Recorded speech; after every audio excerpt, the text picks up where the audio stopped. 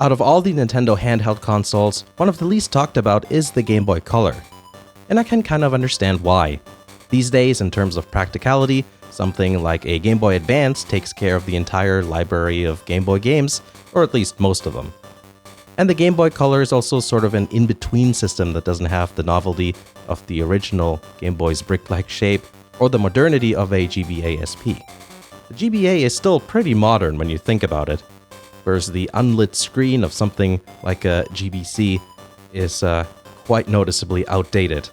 The Game Boy Color was released in 1998. The way it works isn't any different than an original Game Boy. It even looks pretty much the same in terms of layout. The cartridges go in the top here, and the controls are still the same. D-pad, BA, and start and select. But the big difference was that it was now in color, as the name would suggest. Unfortunately, the screen remained unlit, but it is backwards compatible with Game Boy games and even colorizes them, kind of. And there's also an infrared port. No other Game Boy has one of those.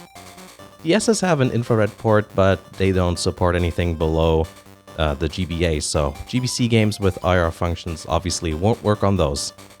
It's powered by 2 AA batteries. Isn't that nice? No swelling aftermarket rechargeable batteries that don't even work. Makes me wonder how the Switch will hold up over the years. It might be a complete disaster. There's 3 rechargeable batteries in that thing. 1 in the system and 1 in each controller.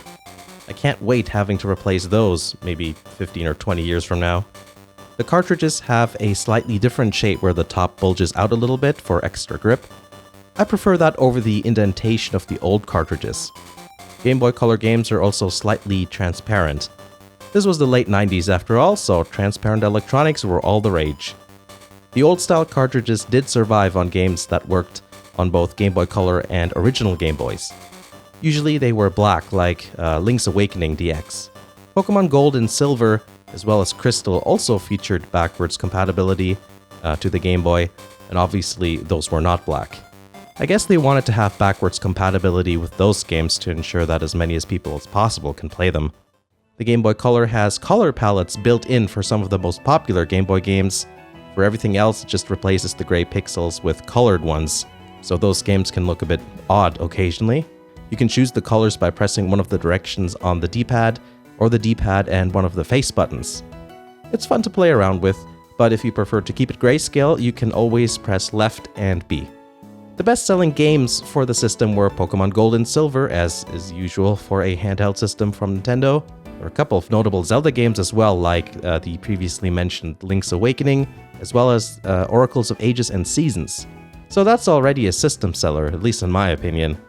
Other than the addition of color, which was a big deal to be fair, Game Boy Color games look and sound pretty much like Game Boy games. The resolution is even the same. But I guess it delivers on its name in the most literal sense. It's a Game Boy that's in color. The thing I've always wondered about is whether the Game Boy Color is a redesign of the original Game Boy or its own thing. I've come to the conclusion that it's a bit of both, but I would mainly consider it its own thing because it does have its own games after all. That being said, apparently Nintendo wasn't so sure either, because all the sales figures I could find are a combination of the Game Boy and Game Boy Color's sales.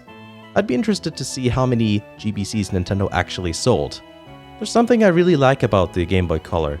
Consoles are a symbol of a particular time period, and sometimes even just holding a Game Boy Color transports me back to 1999 or the year 2000, talking excitedly with friends and classmates about how the next Pokemon game is going to be in color. And maybe we'll have a 3D Pokemon game one day too. It was exciting to think about how these small, pocketable electronic devices were getting more and more powerful. Today I opt to play Game Boy Color games on a GBA instead, but the Game Boy Color is a memory that is still here today. And while memories fade and become distorted as we get older, the Game Boy Color just sits on my shelf, unaffected by time. It's always ready to go, just like it's always been.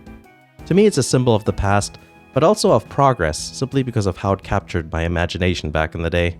And that's the Game Boy Color. It's not all that useful these days, but just the fact that it's more primitive makes it interesting to actually have. It's a nice reminder of how things were different back in the day compared to modern gaming. Hopefully you enjoyed this video, subscribe to the channel for more content, and I'll see you again in the next video.